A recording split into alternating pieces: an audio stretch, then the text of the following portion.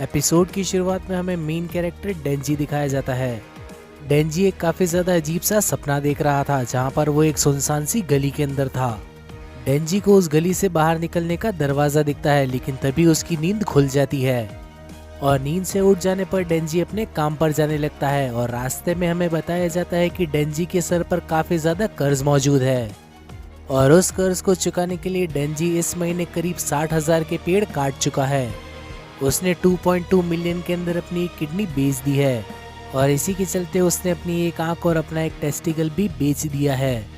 लेकिन अभी तक डेंजी को करीब 3 करोड़ येन चुकाने हैं और इसी सब के चलते डेंजी एक डेविल हंटर का काम भी करता है, क्योंकि किसी भी डेविल की लाश के बदले उसे काफी अच्छे खासे पैसे मिल जाते हैं। डेंजी के साथ अपना एक पेट भी है जो कि एक चेनसॉ डेविल है, जिसका नाम पोचीटा है। और पोचीटा के भौंकने की वजह से डेंजी समझ जाता है कि आसपास में ही कहीं पर एक डेविल मौजूद है और यहाँ पर जो डेविल मौजूद है उसका नाम है टोमेटो डेविल। डेंजी पोचीटा को एक चेनसॉ की तरह यूज करने लगता है और इसी सब के चलते वो यहीं पर उस टोमेटो डेविल को खत्म कर देता है। और अब हमें डेंजी की बैक स्टोरी दिखाई जाती है, जहाँ पर वो करीब 10 साल का था। हमें बताया जाता है कि ये सारा कर्जा दरअसल में डेंजी के फादर के ऊपर था और ये सारा पैसा उन्होंने याकुजा गैंग के एक ओल्ड मैन से लिया हुआ था।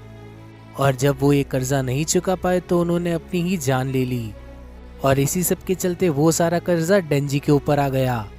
और जिस दिन डेंजी के फादर को दफनाया गया उसी दिन वो याकुजा का मेंबर उसके पास आ गया और वो आदमी डेंजी को धमकाते हुए कहने लगा कि अगर तुमने कल तक 7 लाख का इंतजाम नहीं किया तो मैं तुम्हारी खटिया खड़ी कर दूंगा। उस ओल्ड मैन के वहां से जाने के बाद वहां पर एक छोटा सा चेनसॉ डेविल आ जाता है और उसे देखने के साथ ही डेंजी काफी ज्यादा घबराने लगता है। लेकिन डेंजी को यहाँ मालूम चलता है कि वो चेनसॉ डेविल तो पहले से ही घायल है और डेंजी को यहाँ लगने लगता है कि इन दोनों की ही किस्मत का अंत नजदीक आ चुका है। और इसी सब के चलते डेंजी को लगने लगता है कि इन दोनों को एक दूसरे की हेल्प करनी चाहिए। डेंजी ने कहीं सुना था कि इंसान का खून पीने के साथ ही डेविल ठीक हो जाते हैं और डेंजी अपना हाथ आगे करने के साथ ही पोचीटा के सामने एक कॉन्ट्रैक्ट ऑफर करता है। डेंजी पोचीटा को अपना खून पिलाकर जिंदा रखेगा और बदले में पोचीटा को भी डेंजी की मदद करनी होगी याकुजा गैंग के खिलाफ। और अगले ही दिन डेंजी पोचीटा की मदद से एक छोटे से डेविल को मार गिराता है। डेंजी याकुजा से कहने लगता है कि वो उसे डेविल हंटर के रूप में हायर कर ले, जिसके बदले में वो उन लोगों के लिए डेविल्स को मार गिराएगा और ऐसे ही धीरे धीरे वो अपना सारा कर्ज भी चुका देगा। और याकुजा भी उसकी इस बात पर हामी भर देते हैं।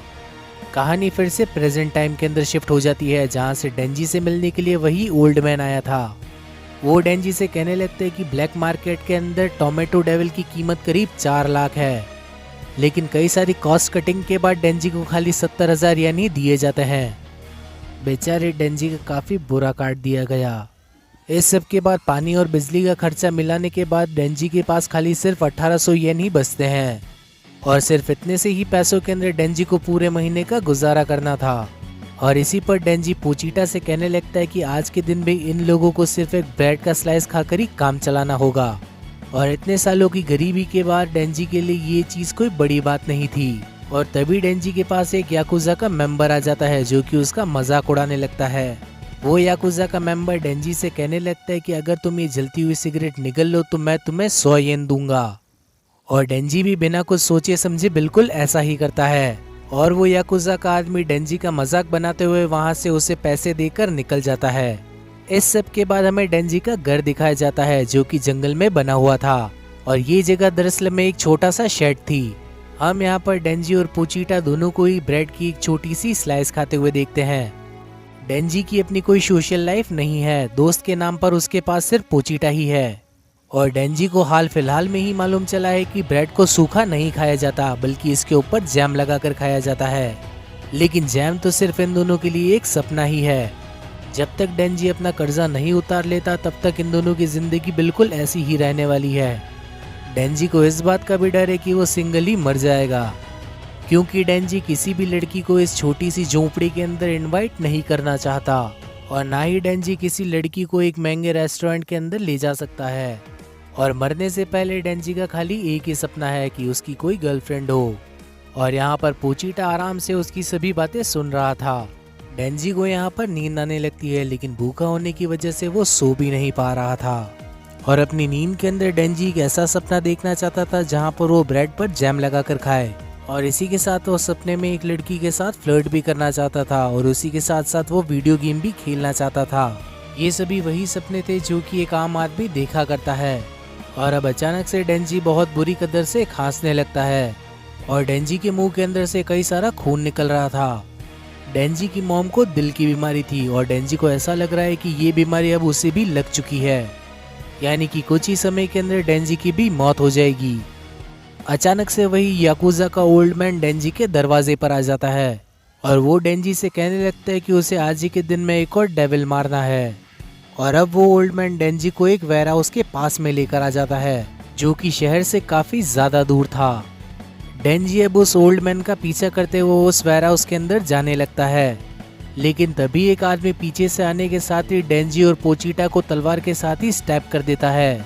वो याकुजा का ओल्ड मैन चाहता था कि उसकी गैंग और भी ज्यादा पावरफुल बन जाए, और इसी सब के चलते उसने एक डेविल के साथ कॉन्ट्रैक्ट कर लिया। उन्हें उस डेविल की पावर चाहिए थी, और उस डेविल को डेविल हंटर्स।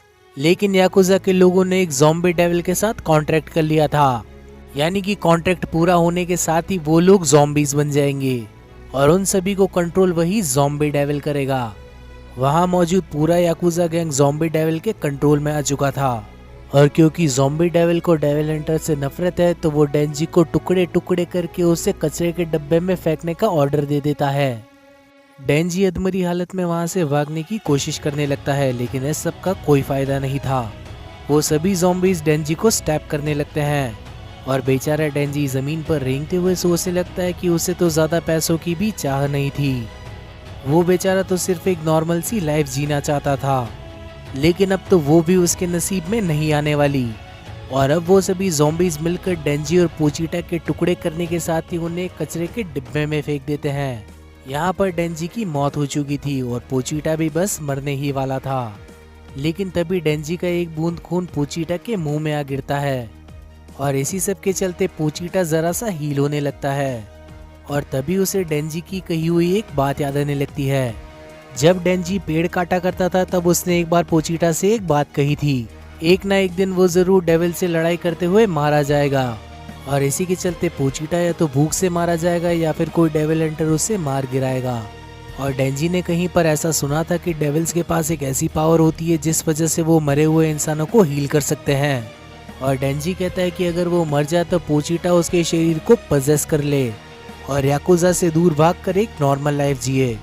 कूड़ेदान के अंदर पोचीटा बिल्कुल ऐसा ही करने लगता है, वो अपने शरीर को डेंजी के शरीर से मर्ज करने लगता है, और इसी सब के चलते डेंजी की पूरी बॉडी ही हील हो जाती है। डेंजी और पोचीटा की यहाँ पर आखिरी बार बात होती है, जिसके अंदर पोचीटा भी इंसानों की तरह ही बात कर रहा था। पोचीटा डेंजी से कहने लगता है कि वो उसके शरीर को पजेस नहीं कर रहा, बल्कि वो उसके साथ एक नया कॉन्ट्रैक्ट बना रहा है। इस कॉन्ट्रैक्ट के अंदर पोचीटा ने अपना दिल डेंजी को दे दिया है, और वो चाहता है कि डेंजी अब से एक नॉर्मल लाइफ जिया करे, यानी कि पोचीटा ने अपनी सारी एबिलिटीज भी डेंजी के साथ शेयर कर दी है। और क्योंकि अब डेंजी के पास एक डेविल का दिल है, तो वो पूरी तरह से हील हो जाता है। डेंजी की दिल की बीमारी, उसकी आंख और उसका टेस्टिकल भी वापस आ चुका था, और डेंजी की छाती से एक अजीब सी रस्सी बाहर निकल रही थी, और ये रस्सी पोचीटा की पूंछ हुआ करती थी, जिसे खींचने के साथ ही पोचीटा की चेनसॉ शुरू हुआ करती थी। वो ज़ॉम्बी डेविल फिर से अपने सभी ज़ॉम्बीज को डेंजी को मारने का ऑर्डर देने लगता है, क्योंकि डेंजी फिर से जिंदा हो चुका था। डेंजी सोचने लगता है कि इन लोगों के पास तो इतनी अच्छी लाइफ थी, लेकिन आखिर इन लोगों को और क्या चाहिए था। इन लोगों ने आखिर ऐसे बिगड़ेल डेविल के साथ कॉन्ट्रैक्ट कैसे कर लिया। डेंजी समझ चुका था कि इंसान को कितना भी कुछ क्यों ना मिल जाए, लेकिन इंसान की ग्रीड कभी खत्म नहीं होने वाली। ये लोग अब डेंजी को मारने आ रहे थे, तो डेंजी को इस बारे में कुछ करना ही होगा। और ये कहने के साथ ही डेंजी उस रस्सी को खींच लेता है, लेकिन तभी कई सारे ज़ॉम्बीज उसके ऊपर पड़ जाते हैं। इस जगह पर एक चेनसॉ के शुरू होने की आवाज आने लगती है, और डेंजी उन सभी ज़ॉम्बीज को चीरते हुए बाहर निकलता है। डेंजी चेनसॉ मैन के अंदर तब्दील हो चुका था। डेंजी और पोचीटा एक हो चुके हैं, और इसी वजह से इन दोनों की पावर्स भी सेम हो चुकी है, और इसी के चलते डेंजी के हाथ और सर पर एक एक चेनसॉ आ चुकी है। डेंजी अब उन सभी छोटे ज़ॉम्बीज को काटने के साथ ही ज़ॉम्बी बॉस के पास पहुंचता है, और उस ज़ॉम्बी बॉस को बीच में से काटने के साथ ही उसका खेल भी खत्म कर देता है। लेकिन अभी तक कई सारे ज़ॉम्बीज डेंजी के ही पास आ रहे थे। डेंजी सोचने लगता है कि अगर उसने इन सभी को मार दिया तो वो कर्जे से वैसे ही मुक्त हो जाएगा, क्योंकि इस सब के बाद याकुजा के अंदर से कोई जिंदा ही नहीं बचने वाला। डेंजी अब उन सभी ज़ॉम्बीज को एक एक कर काटने लगता है और इसी सब के चलते अब सुबह हो चुकी थी और तभी वहाँ पर वेयर हाउस के बाहर एक गाड़ी आकर रुकती है। इस गाड़ी के अंदर से पब्लिक सेफ्टी के कुछ लोग निकलते हैं और ये सभी डेविल हंटर्स गवर्नमेंट के लिए काम करते हैं। ये सभी लोग भी यहाँ पर ज़ॉम्बीज को ही मारने आए थे, लेकिन यहाँ पर इन लोगों को पहुँचने के साथ ही पता चलता है कि इनका काम किसी और ने ही कर दिया।